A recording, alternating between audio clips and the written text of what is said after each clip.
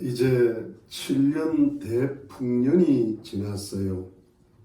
요셉이 7년 대풍년 동안에 공물을 각 성에다가 잘 저장했습니다. 그래서 앞으로 다가올 7년 대흉년에 잘 대비를 하였습니다. 그런데 이었고 7년 대흉년이 찾아왔습니다.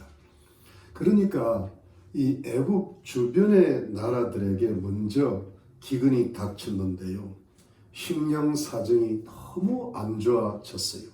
그나마 비교적 주변의 나라들에 비해서 식량 사정이 나았던 애굽에도 이제 드디어 기근이 들이닥쳤습니다. 그러니까 애굽의 백성들이 애굽왕 바로에게 나와서 부르짖어 식량을 달라고 호소를 하였지요. 이때 바로 왕이 식량을 달라고 부르짖고 호소하는 이 애굽의 백성들에게 한 말이 무엇일까요? 요셉에게 가보라는 겁니다. 그래서 요셉이 하라는 대로 하라는 것이죠. 그야말로 애굽 왕 바로는 요셉을 절대적으로 신임하고 있었던 것이지요. 그러니까 애굽 백성들이 요셉에게로 달려가 가지고 식량을 달라고 호소했어요. 그러니까 요셉이 그때야 식량이 저장된 창고문을 활짝 엽니다. 그리고 그 식량을 애굽 사람에게 팔기 시작했죠. 그런데 이 식량을 판다는 소식이 심한 기근에 시달리던 애굽 주변의 나라들의 백성들에게도 들린 것이죠. 그래서 그들도 식량을 구하려고 애굽의 요셉에게로 몰려들기 시작하였습니다. 그러니까 그야말로 당시의 대흉년으로 인하여 심한 기근에 시달리던 애굽의 주변 온 나라들의 백성들에게는 애굽의 요셉이라는 사람에게 가야만이 식량을 살 수가 있고 굶주림을 면할 수 있고 또 자신과 가족들의 생명을 부지할 수 있다는 생각으로 가득 차게 되었죠. 그러니까 그야말로 요셉이 당시의 대흉년과 심한 기근으로 고통하는 애굽을 중심으로 한 당시의 온 세상의 중심에 서 있었던 거예요. 즉 요셉은 당시 세상 사람들에게 식량을 공급하는 자로 알려졌던 겁니다. 오늘 본문을 가만히 보면요, 온 세상에 요셉이 식량 공급하는 자로 알려졌어요. 그러니까 애굽의 총리 대신보다 오히려 더 이름이 각국에 알려졌던 거예요. 여러분, 이것은 그 요셉이라는 사람이 궁극적으로 가리키는 바 예수 그리스도께서 죄로 인하여 영원한 멸망으로 나아가는 온 인류에게 유일한 구원의 소망이 되셔서 영원한 생명을 주시는 하나님의 아들 구세주시다는 사실을 요셉을 통하여 예표한다고 할 수 있겠지요.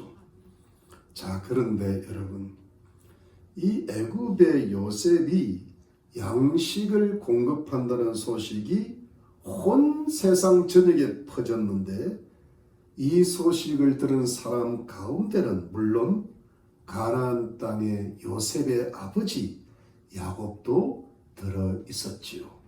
야곱도 이 소식을 들은 거예요. 그래서 야곱이 하루는 아들들에게, 이 아들이란 요셉의 형들을 가리킵니다. 책망하듯이 말을 했던 겁니다. 이 42장 1절에 보니까 너희는 어찌하여 서로 관망만 하느냐 했던 겁니다. 여러분, 이게 무슨 뜻입니까? 지금 온 세상에 기근이 가득 들었고 자신들이 사는 가나안 땅에도 기근이 극심하여 사람들이 굶주리고 있고 우리도 우리 가족들도 언제 굶을지도 모르는데 자칫하면 굶어 죽을 수도 있는데 너희들은 아무 대책도 없이 멍하니 서로만 바라보고 있으면 어떻게 되겠느냐는 뜻이지요. 그래서 애굽 땅에 식량이 있다 하니까 너희들은 애굽에 빨리 가서 식량을 사오라는 겁니다. 그래야 우리가 살고 죽지 않을 거란 겁니다. 여러분, 야곱이 아들들을 이렇게 다그치는 것은 그 당시의 식량 사정이 그만큼 안 좋았다는 것을 가르쳐 주는 것이죠. 그러니까 그만큼 흉년으로 인한 기근이 아주 심했다는 겁니다. 가만히 앉아만 있다가는 굶어 죽을 수도 있다는 것입니다. 그래서 야곱의 10명의 아들들이 애굽을 향하여 떠났는데 막내 아들인 베냐민은 안 보내는 겁니다. 왜냐하면 베냐민이 아직 어리기도 했겠지만 베냐민은 야곱의 사랑했던 라헬의 아들이기도 하고 또 무엇보다도 과거에 사랑했던 아들 요셉을 잃어버렸던 야곱의 마음의 상처가 남아있겠죠. 혹시 베냐민도 요셉처럼 잘못될까 하는 걱정이 있었던 것이죠. 그래서 안 보냈어요. 여러분, 여기서 한 가지 생각할 것은 애굽에 양식이 있다는 소식을 야곱뿐만 아니라 야곱의 아들들, 즉 요셉의 형들도 분명히 전에 들었을 거예요. 그런데 왜 이들이 야곱의 책망대로 애굽의 양식 살아가는 것을 서두르지를 않고 서로를 쳐다보면서 사태가 어찌 될까 하면서 관망만 하고 있었을까요? 여러분, 당시 가나안 사람이 애굽으로 식량을 살아간다는 것이 그렇게 안전하지만은 않았을 거예요. 애굽인들은 외국인들에게 상당히 위협적인 존재들이었고 도둑질과 강도질도 서슴지 않았다고 전해집니다. 여러분, 그 이전에 아브라함이 애굽에 갔다가 아내 사라를 뺏길 뻔 했잖아요. 뭐 그렇게 어떤 외국인과 나그네들은 좋지 않은 그런 기억을 갖고 있거든요. 거기다가 흉년까지 닥쳤으니까 더 이런 일이 극심했겠죠. 애굽 여행은 위험했을 것입니다. 그래서 베냐민도 같이 보내지를 않았던 것이죠. 그런데 여러분, 단지 그것뿐이었을까요? 단지 애굽 여행이 위험했기만 했을 뿐일까요? 사실 요셉의 형들의 마음에는 무엇이 있었을까요? 시간이 20여 년이 지났습니다만은 그래도 요셉의 형들의 마음에는 요셉이 남아있었던 겁니다. 자신들이 요셉을 미워하여 요셉을 노예로 팔아서 요셉이 팔려갔던 곳이 애굽이라고 생각하고 있는 것이죠. 그래서 아무래도 이들이 애굽으로 간다는 것이 좀 마음에 꺼림칙한 겁니다. 요셉이 애굽에 살아 있을 수도 있고 또 타 지역으로 갔을 수도 있고 또 애굽에서 살다가 죽을 수도 있는 거죠. 그래도 아무튼 애굽은 요셉의 형들에게는 웬만하면 가능한 가고 싶지 않은 땅이었을 거예요. 그러나 할 수 없이 가야만 하는 곳이었죠. 왜요? 굶어 죽지 않기 위해서 식량을 구하러 꺼림칙한 마음이지만 가야 했던 곳이지요. 그래서 이제 이 요셉의 형들이 애굽 땅에 도착을 했는데 애굽 땅에 도착을 하자마자 바로 요셉을 만난 겁니다. 애굽 땅에 바로 왕을 이야기하는 게 아니라 그냥 바로 만난 거예요. 여러분 42장 6절 한번 보세요. 42장 6절로 8절입니다. 42장 6절을 보니까 6절에 때 요셉이 나라의 총리로서 그 땅 모든 백성에 팔더니 요셉의 형들이 와서 그 앞에서 땅에 엎드려 절하매 요셉이 보고 형들인 줄 아나 모르는 체하고 음한 소리로 그들에게 말해 가로되 너희가 어디서 왔느냐. 그들이 가로되 곡물을 사려고 가나안에서 왔나이다. 요셉은 그 형들을 아나 그들은 요셉을 알지 못하더라. 요셉이 그들이 대하여 꾼 꿈을 생각하고 그들에게 이르되 너희는 정탐들이라 이 나라의 틈을 엿보려고 왔느니라. 여러분, 아마도 그 당시에 외국인들, 애굽 밖에 사는 외국인들이 애굽에서 양식을 사려면 반드시 요셉을 거쳐서 요셉에게 인사를 하고 양식을 사서 본국으로 돌아가는 것이 외국인이 양식을 사는 절차였던 것으로 보입니다. 만일에 이것이 아니라면 아마 요셉이 형들이 언젠가는 양식을 사러 올 줄 알고 미리 관리들에게 인상착의를 다 이야기하고 그들이 오면 나한테 데려오라고 미리 조치를 해놓았을 수도 있는 것입니다. 아무튼 요셉의 형들이요, 땅에 엎드려 요셉에게 절을 하는 장면이 오늘 본문입니다. 요셉은 단번에 그들이 형들인 줄 알았어요. 그러나 물론 형들은 요셉인 줄 몰랐겠죠. 노예로 팔렸던 요셉이 애굽의 총리 대신이 되리라고는 꿈에도 생각지도 못했을 것입니다.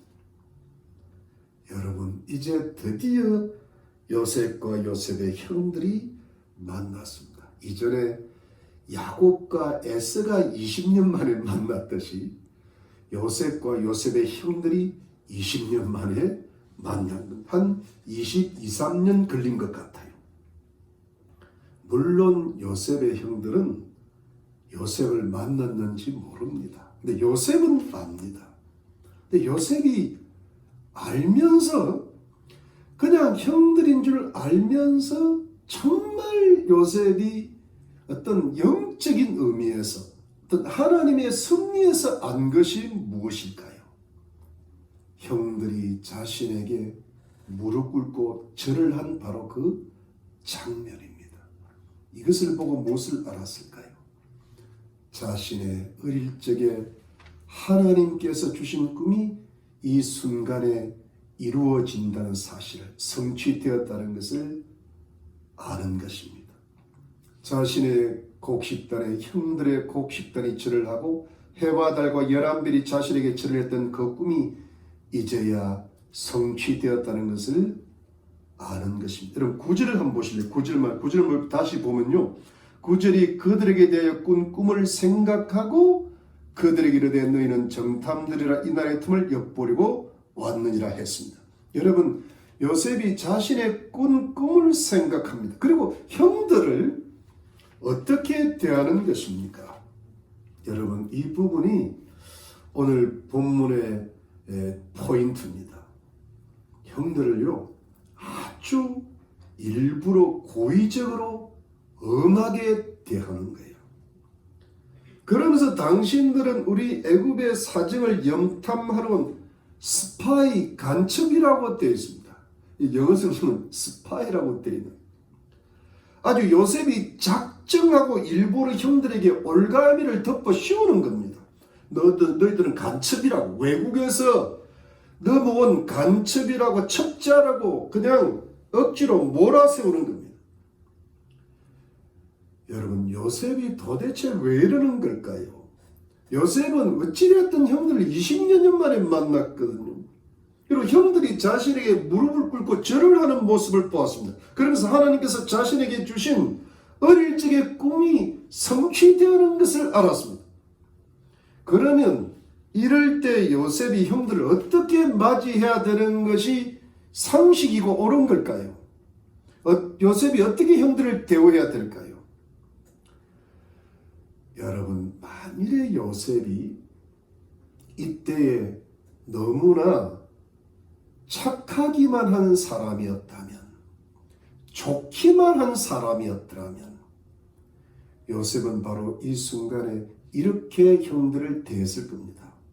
자신 앞에 무릎 꿇고 절을 하는 형들에게 달려가서 형들을 일으켜 세우고는 자신이 동생 요셉임을 밝히면서 자신이 하나님의 은혜로 애굽의 총리 대신이 되었다고 밝히면서 즉시 형들을 용서해 준다고 하면서 오랜만에 만나서 반갑다고 하면서 그동안에 잘 지내셨냐고 하면서 이렇게 만나게 하신 것도 하나님의 은혜라고 하면서 형들과의 화해를 바로 시도하였을 것입니다.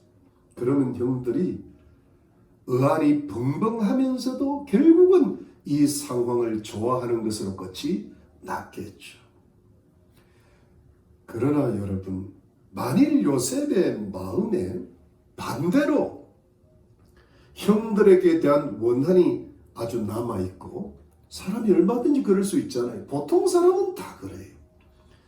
형들을 그냥은 용서할 수 없을 정도로 마음에 앙금이 남아 있을 수 있어서 요셉의 마음에 악한 것이 있었더라면, 또 요셉이 좀 어떻게 보면 악한 사람이었다고 가정을 한다면 요셉은 형들을 그냥 두지는 않았을 거예요. 요셉이 아마도 형들을 자신의 막대한 권력을 이용해가지고 애굽의 스파이로 몰고 간첩죄를 뒤집어 씌워서 감옥에 집어넣어서 몇 년 정도는 고생하게 만들든지, 아니면 자신이 당한 그대로 갚아주기 위해서 노예로 만들어서 팔아먹었을 수도 있습니다. 소위 복수라는 걸 하는 것이잖아요. 요셉이 악한 마음을 먹었더라면 얼마든지 그럴 수 있습니다.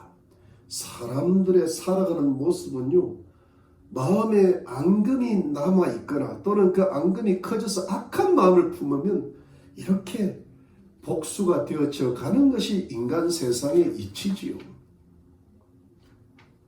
그런데 성도님들, 오늘의 성경 본문에서 형들을 대하는 요셉의 태도는 어떠합니까? 그것은 아주 착한 모습도 아닌 것 같고, 그렇다고 해서 악하지도 않은 것 같습니다. 형들을 용서하고 바로 화해를 하는 요셉의 모습도 아니고, 자신의 원한을 갚기 위한 복수를 하는 모습도 아니에요. 여러분, 요셉의 형들을 대하는 태도는 어떠합니까? 한마디로 간단하게 말씀드리면 상당히 영적이고 지혜로운 태도라고 할 수 있습니다. 형들을 인간적으로 대하는 것이 아니라 영적으로 대하는 겁니다. 요셉이 형들을 어떻게 대합니까? 그것은 자신이 형들에게 자신의 신분을 철저히 감추고 아주 모르는 체 하면서 아주 고의적으로 일부러 상당히 엄하게 대하면서 형들을 간첩으로 몰아붙입니다. 그야말로 일부러 그렇게 하는 겁니다. 고의적으로 그렇게 하는 게 아니다. 그러면서 압박을 해 들어가는데요. 자, 보십시오. 왜 요셉의 이 태도가 영적인 태도가 왜 지혜로울까요?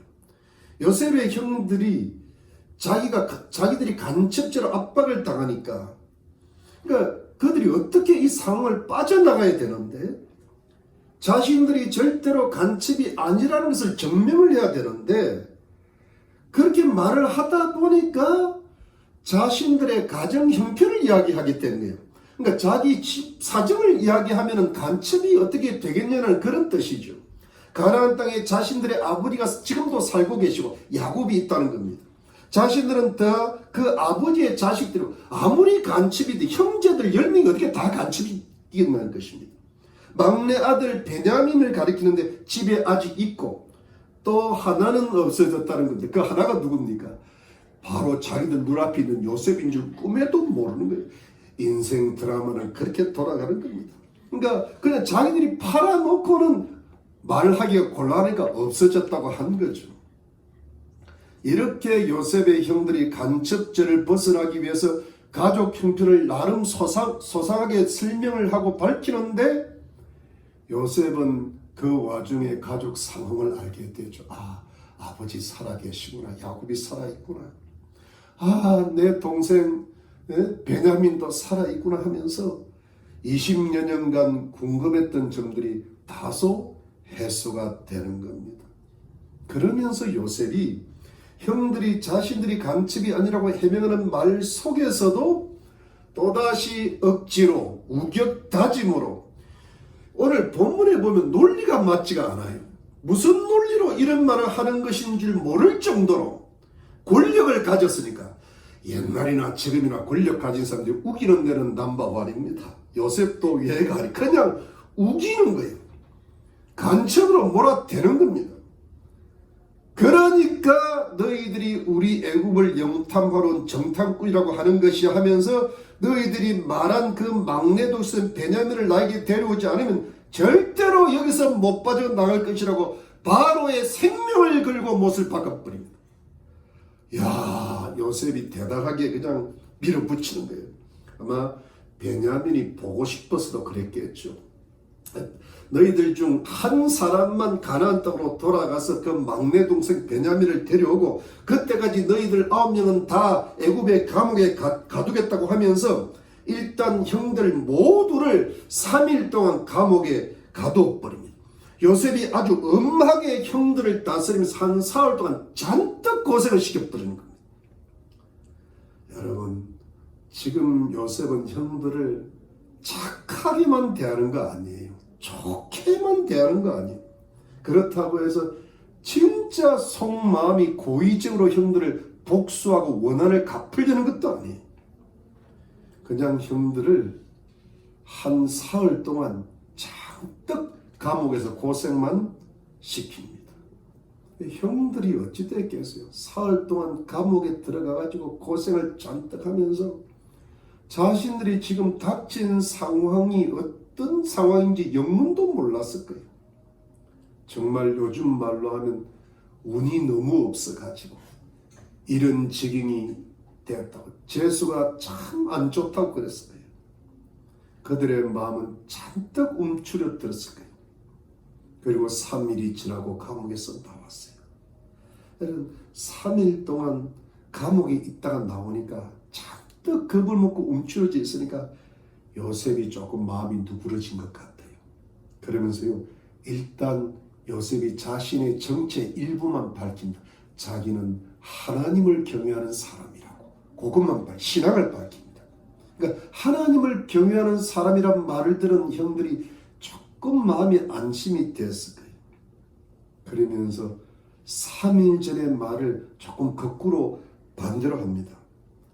한 명만 가두고 9명은 다 가나안 땅으로 올라가라는 거예요. 그러면서 양식을 다 가지고 가고 길 양식도 주고, 다만 막내 9만 베냐민만 데려오면 너희들이 간첩이 아니라는 것이 증명되니까 그때 다 풀어주겠다는 거예요. 훨씬 조금 이렇게 분위기가 부드러워졌죠. 그러니까 형들이 어떻게 돼요? 자신들을 사흘은 고생했죠. 근데 나와보니까 좀 말이 좋아졌거든요. 부드러워지니까요. 다소 안심을 하면서 자기들이 그렇게 하겠다고 약속을 하고, 나 그렇게 하겠다고.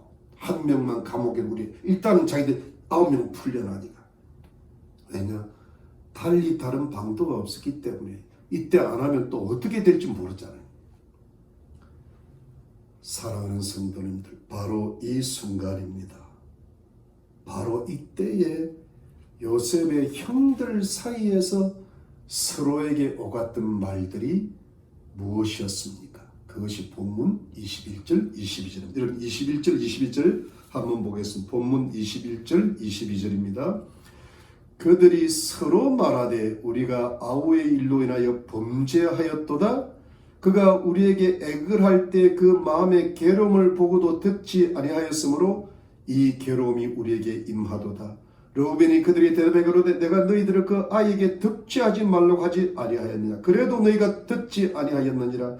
그러므로 그의 핏값을 내게 되었도다 하니라. 여러분, 이것이 무슨 뜻입니까? 여러분, 여기 21절 22절에는 범죄라는 말이 나오고 득죄라는 말이 나와요. 죄라는 말이 드디어 등장합니다. 이것은 뭐예요? 20여 년 전에 요셉의 일을 들추어내는 겁니다. 스스로 들추어내는 겁니다. 자신들이 요셉을 미워하여 죽이려다가 팔아서 요셉에게 범죄를 하였다는 겁니다. 자신들이 요셉에게 죄를 지었는데 그때 요셉이 자신들에게 살려달라고 애걸할 때 그 괴로움을 보고도 모른 척 했는데 이제 그 괴로움이 자신들에게 돌아왔다는 것이죠. 이것을 여러분, 이 사람들이 온전한 믿음은 아니고 성숙한 믿음은 아니지만 하나님을 믿는 백성들이거든요. 하나님의 보응이라고 생각한 겁니다. 그러니까 장자 르벤이 무슨 말을 합니까? 그때 내가 득죄하지 말라고, 죄를 짓지 말라고 그렇게 말하지 않았더냐. 그런데 그때 내가 내 말을 안 듣더니만 이제 요셉의 피값을 내게 되었도다. 여러분, 이 피값이 뭐예요? 그야말로 인류의 조상 아담의 아들 가인이 동생 아벨을 죽였을 때 그 땅에서 그 아벨의 피가 하나님께 호소했다 그럴 때 있지 않습니까? 그래서 그 땅이 저주를 받거든요. 가인이 저주를 받게 되거든요. 하나님의 죄에 대한 벌을 주시는 것이라고 지금 생각하고 있는 것이지요. 여러분, 지금 요셉의 형들이 도대체 무슨 말을 하고 있는 겁니까? 20년 전에 자신들이 요셉에게 지었던 죄를 스스로 들춰내고 있는 겁니다. 그 죄 때문에 자신들이 이런 괴로움과 고난을 당하고 있다는 겁니다. 하나님께서 이렇게 지금 자기들을 벌 주시고 있다고 생각하고 있는 겁니다. 여러분, 이 형들의 이야기를 요셉이 지금 듣고 있는 겁니다. 근데 이 형들은 요셉이 히브리 말을 알아듣는지를 몰라요. 중간에 통역자가 있거든요. 요셉의 말을, 형들의 말을 알아들은 요셉이 어떡합니까? 여러분 23절을 한번 보시죠. 23절에 피차간에 통변을 세웠으므로 그들은 요셉이 그 말을 알아들은 줄을 알지 못하였더라. 요셉이 그들을 따라가서 울고 다시 돌아와서 그들과 말하다가 그들 중에서 시몬을 취하여 그들의 목전에서 결박하고 명하여 곡물을 그 그릇에 채우게 하고 가게인의 돈은 그 자루에 도로 넣게 하고 또 길 양식을 그들에게 주게 하니 그대로 행하였더라. 여러분, 이것이 무슨 뜻입니까? 요셉은 형들의 이 말을 듣고는 형들을 떠나서 홀로 가서 웁니다. 그리고 돌아와서 다시 냉정을 찾고 형 시몬을 골라가지고 잡아가두고, 아마 요셉이 보기에는 시몬이 가장 잔인했던 사람 같아요. 왜냐하면 그 레위와 시몬이 세겜 땅 사람들을 죽였잖아요. 근데 이 시몬이 좀 그랬던 것 같습니다. 시몬을 잡은 겁니다. 그리고 다른 형들은 가나안 땅 집으로 돌려보내면서 양식도 주고 길 양식도 주고 돈도 도로 몰래 자루에 넣어줍니다. 여러분, 요셉이 형들의 말을 듣고 형들을 떠나서 잠시 홀로 울었던 이유가 뭘까요? 물론 자신이 형들에게 미움을 받아가지고 정말 죽을 뻔했던 괴로웠던 과거의 순간이 기억이 나서 울었을 거예요. 요셉의 심정은 복잡했을 거예요. 그런데 여러분, 하나님을 경외했던 정말 마음이 정말 성결하고 좋았던 요셉이 진짜 울었던 이유가 뭘까요? 이것은 요셉의 형들의 입에서 정말 듣고 싶었던 말을 들었기 때문이에요. 그 말이 무엇입니까? 자신들이 지은 죄 때문이라는 겁니다. 그래서 하나님이 자기들에게 핏값을 찾고 계시다는 겁니다. 요셉에게 지은 죄 때문에 이렇게 괴로움과 고난을 당한다는 것입니다. 여러분, 요셉은 형들에게서 이 말을 사실은 듣고 싶었던 것입니다. 그래서 요셉이 처음부터 형들에게 용서한다고, 사랑한다고 화해를 먼저 시도한 것이 아니라 영적인 태도를 먼저 취했던 겁니다. 형들의 마음이 어떠한지, 형들의 영적, 도덕적 상태를 일단 시험해보고 20년 지나서 지금 어느 정도로 성숙했는지를 보고 있었던 겁니다. 그래서 일부러 처음에 고의적으로 형들을 엄하게 다루고 압박하고 잘못하면 간첩죄로 죽을 수 있다고 급박을 하고 위협까지 한 겁니다. 그래서 형들을 감옥에서 잔뜩 고생시키고 나니까. 그래서 감옥에서 풀어주면서 부드럽게 대하고 형들의 마음을 다소 안심시키고 나니까 형들에게서 이런 마음속에 숨어 있었던 하나님 앞에 지은 죄. 여러분, 우리 하나님 백성들이 사람한테 짓는 죄는 이중적인 죄거든요. 사람 앞에 짓는 죄기도 하고 하나님 앞에 짓는 죄기도 하거든요. 그러니까 하나님 앞과 사람 앞에 죄를 동시에 짓는 겁니다. 이게 입에서 터져 나오는 겁니다. 이 고백이 드디어 형들이 자신들의 죄를 고백하고 하나님께로 진정으로 돌아가는 회개의 시작이 되었던 것입니다. 요셉을 만나는 사건을 통해 시작이 되는 거예요. 속에 묻어만 두었는데 이제 드디어 터져 나오기 시작한 겁니다. 바로 이것이 요셉이 형들을 처음부터 영적으로 대하는 태도였던 것입니다. 이 고백을 반드시 받아내어야 했기 때문이에요. 여러분, 이것이 어떤 의미가 있는가 하면 요셉은 하나님께서 자신에게 어릴 때 주신 꿈이 성취되는 것을 알았습니다. 요셉은 요셉 자신을 향하신 하나님의 뜻과 섭리를 깨달았습니다. 즉 앞으로 대흉년이 올 것인데 이 대흉년 속에서 하나님께서 자신을 애굽의 총리 대신으로 만들어 주셨다는 겁니다. 그래서 자신을 통하여서 애굽과 주변 나라들의 백성들을 기근에서 구해내시면서 동시에 그 가운데서 가나안 땅의 아버지 야곱 가문을 애굽 땅으로 인도하여서 대흉년과 기근에서 살아나게 하시고 또 야곱 가문이 애굽 땅에서 이스라엘 민족으로 보호를 받으면서 번성하게 하시려는 하나님의 위대한 섭리가 있다는 것을 깨달았습니다. 그래야 조상 아브라함, 이삭, 야곱에게 언약하신 하나님의 축복이 자신의 가문과 이스라엘 민족에게 성취된다는 것을 깨닫게 된 것입니다. 그런데 성도님들, 요셉이 그 가운데서 정말 영적으로 깨달은 것이 무엇일까요? 그것은 그야말로 영적인 이유입니다. 단지 사람들을, 자기의 가족들을 대흉년 기근 속에서 구출을 받아 가지고 자신의 가문의 애굽에서 잘 먹고 잘 살면서 이스라엘 민족으로 번창한다는 것이 하나님의 궁극적인 목적만은 아니라는 겁니다. 문제는 이스라엘 민족이 하나님을 불신하고 대적하는 그 세상, 온 세상 속에서 하나님의 선택하심을 받은 민족으로서 하나님을 경외하는 하나님의 백성이 되고 하나님께서 통치하시는, 하나님께서 다스리시는 나라가 되어야 된다는 것이죠. 그래서 이스라엘 백성이 온 세상의 온 민족과 나라들에게 하나님의 영광을 드러내고 온 세상에 하나님 나라를 전파하는 왕같은 제사장 나라가 되어야 된다는 것입니다.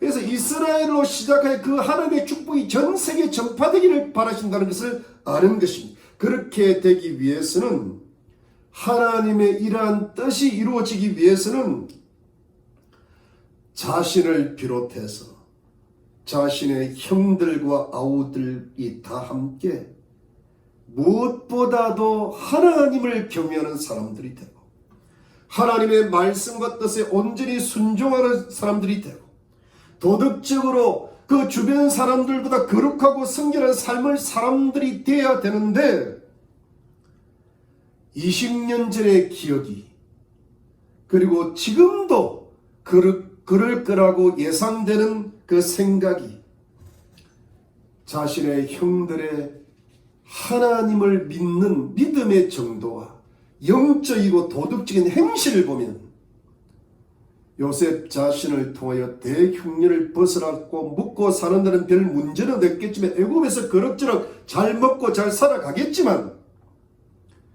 그럼에도 불구하고 온 세상에 하나님의 영광을 나타내고 하나님 나라를 전파하는 하나님의 거룩한 백성으로 살기에는 너무나 영적으로 도덕적으로 부족하고 떨어진다는 사실을 알고 있었던 겁니다.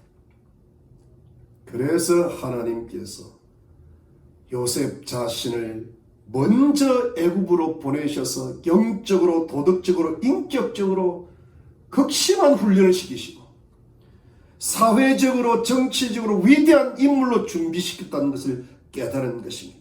그래서 하나님 자신을 이렇게 고생시키시면서까지 하나님의 사람으로 훈련시키시고 하나님의 축복 속에 애굽의 총리시키는까지 온 세상에 양식을 공급하는 자로 명성을 날리게 만드신 것은 다만 이것을 도구로 해서 수단으로 사용하셔서 세상 사람들을 하나님께 사랑하실 뿐 아니라 야곱 가문과 이스라엘 민족의 장래를 위할 뿐 아니라 무엇보다 영적으로 야곱의 가문을, 요셉의 형들과 아우들을 하나님을 경외하고 하나님 말씀과 뜻에 순종하는 거룩하고 성결한 하나님의 백성들로 만들라는 것이 바로 요셉에게 주신 하나님의 사명이라는 것을 깨닫게 된 것입니다.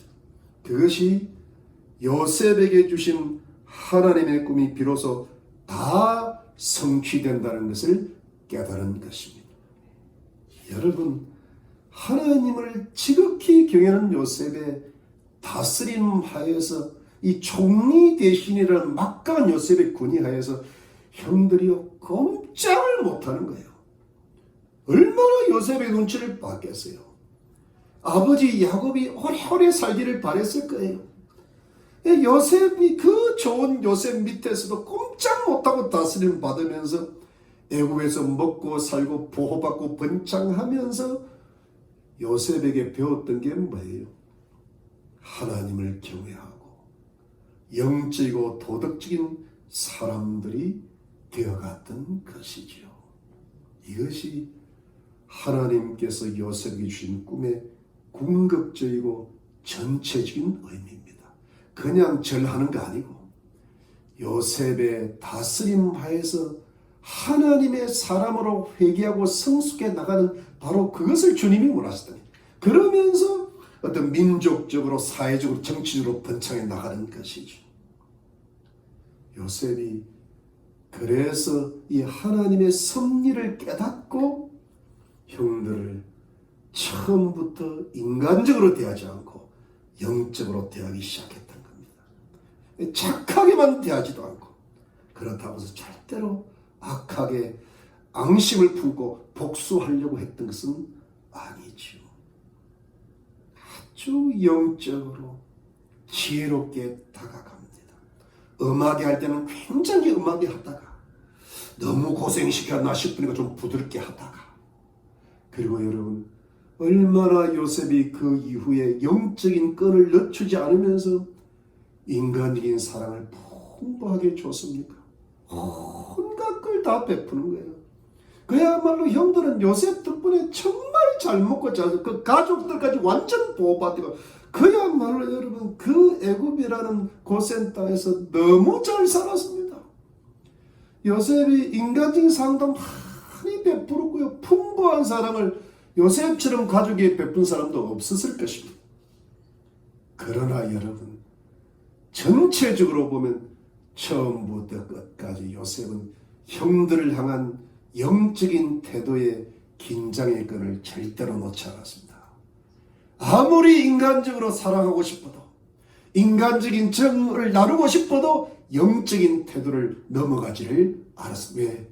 그들이 하나님의 거룩한 백성으로 성숙하는데 방해가 될 수 있으니까요. 왜냐하면 인간적인 사랑이라는 것은 너무나 우리 인간들에겐 필요한 것이지만, 그것이 결국은 사람들을 하나님의 사람으로 만들고 하나님 앞에 회개하고 성숙한 사람들로는 결코 만들 수가 없다는 것을 깨달아야 했던 것입니다. 사랑하는 성도님들, 오늘 성경 말씀이 우리에게 주시는 영적인 교훈은 무엇일까요? 우리 하나님 백성들은 사람들을 대할 때 하나님의 시각으로 영적인 태도를 가지고 사람들을 대하라는 것입니다. 그 영적인 태도의 목적이 뭐예요? 그 사람들이, 우리의 가족들이, 우리의 자녀들이, 우리의 이웃들이, 우리의 부모 형제들이 결국은 그 언젠가는 자신들이 하나님 앞과 사람 앞에 지은 죄를 깨닫고 하나님께로 돌아와서 하나님을 경외하는 사람들이 되게 하는 것이 하나님의 목적이고 뜻이라는 것입니다. 그래야 그 사람들의 영혼들을 구원할 수 있고, 이것이 하나님께서 기뻐하시고 하나님의 복음이 사람들에게 전파되는 방식이라는 것입니다. 그것을 위해서 우리를 구원하시고 지금도 우리를 훈련하고 계시고 우리의 모든 것을 인도하시고 채우시는 하나님이시라는 것을 믿으시기를 바랍니다. 그리스도인들은 사람들을 인간적으로만 대해서는 안 됩니다. 그것은 세상 사람들이 하는 방식이고, 물론 그리스도인들은 절대로 사람들에게 앙심을 가지고 악하게 대하고 복수하고자 하는 마음을 절대로 마음에 가져서도 안 되죠. 인간적으로만 살아가거나 악한 마음으로 대하면 아무런 열매가 없고 하나님께 영광을 돌리지를 못합니다. 사랑하는 성도님들, 오늘의 성경 본문에서 요셉의 영적인 태도, 영적인 지혜를 배우시고 생각하십시오. 그리스도인으로서, 하나님의 백성으로서 가족을 사랑하고 이웃을 사랑하고 나라를 사랑할 때 먼저 하나님께 기도를 드리시기를 바랍니다. 하나님, 내가 저들을 어떻게 사랑할 수가 있겠습니까? 하나님께 먼저 영적인 지혜를 구하시고 물어보시기를 바랍니다. 왜냐하면 우리의 인간적인 사랑이 먼저 앞서지 않게 하고 우리들의 악한 마음이 주님의 은혜 가운데 성결하게 되기를 바라는 마음인 것입니다. 사랑을 베풀더라도 영적인 지식에 넘치는 사랑을 해야 되고, 또 영적인 태도를 가지더라도 마음에 악한 마음이 사라져야 되는 것입니다.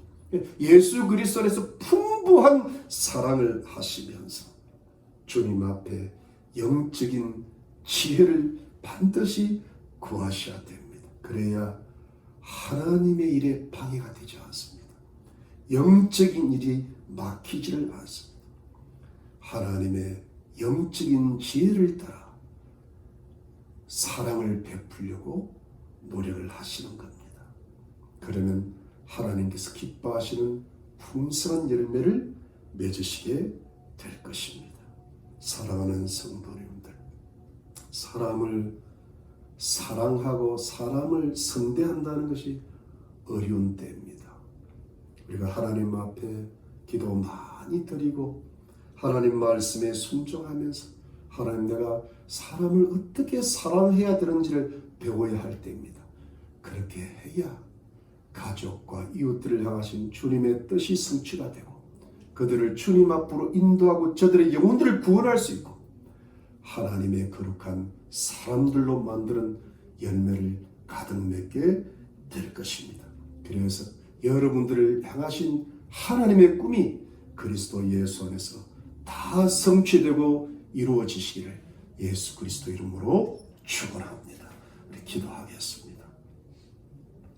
하나님 아버지, 감사합니다. 하나님을 믿는 신앙이 약해지고 하나님을 불신하고 대적하는 이 세상 속에서 우리가 하나님의 백성으로서 그리스도인들로서 사람들의 영혼들을 구원하고 주님 앞으로 인도하고 그들이 하나님 앞에 올바른 사람으로 성숙하게 만드는 일이 얼마나 어렵고 쉽지 않은 일이라는 것을 깨닫습니다. 하나님, 우리를 훈련시키시고 우리에게 필요한 모든 것을 주시는 이유가 바로 이 일을 하기 위한, 이 하나님의 일을 위한 그런 주님의 인도요 섭리하시는 것을 믿습니다. 하나님, 우리의 사랑이 승리하게 하시고 우리의 사랑이 지혜롭게 하시고 우리의 사랑이 영적이게 하시고 우리의 사랑에 악이 들어가지 말게 하시고 하나님의 선하신 뜻과 섭리가 우리의 가정과 자녀들과 가족들과 부모, 형제, 친척들과 이웃들에게 잘 전달되는 영적인 지혜를 허락해 주시옵소서. 하나님, 코로나의 사태가 계속되고 있지만 우리 희마의교회 성도님들 영혼 육간에 강건하게 도와주시고 우리 아이들 건강하고 학업에 지혜와 지식과 재능을 더하여 주시고 우리의 부모, 형제, 친척들도 건강하게 하시고 이웃들도 건강하게 하시고 저들을 위해서 간절히 기도할 때 저들의 영혼들이 주께로 돌아오는 그 거룩한 열매들을 맺게 해 주시옵소서. 주의 백성들을 지켜주시길 바라고, 하나님의 군대, 하나님의 천사들이 주의 백성들의 가정마다, 직장마다, 건강마다 모든 사람들을 지켜주시고 보호해 주시기를 소원합니다. 감사하고 예수님 이름으로 기도드렸습니다. 아멘. 여러분, 우리 화요일날 줌 성경 공부가 계속되고 있습니다. 여러분 늦더라도 꼭 참석하시고 빠지지 마시고 열심히 참석하시기를 부탁을 드립니다. 날씨가 점점 쌀쌀해져 가는데 코로나도 독감 조심하시고 건강 유의하시고 늘 여러분 말씀 기도에 힘쓰시고 가족과 이웃을 위해 꼭 기도하시길 바랍니다. 승리하시고 건강하시길 바랍니다. 평강하십시오. 우리 축도하겠습니다. 지금은 예수 그리스도의 놀라우신 은혜와 하나님 아버지의 지극하신 사랑과 성령의 위로와 교통과 충만하심이 하나님의 지혜를 가지고 영적인 지혜를 가지고 풍부한 사랑을 베풀면서 우리의 가정과 가족들과 이웃들을 주께로 인도하기로 다짐하고 하나님 나라를 전파하기로 다짐하는 하나님의 거룩한 백성들과 가족들과 이웃들 머리머리 위에 지금으로부터 영원토록 함께 계실지어다. 아멘.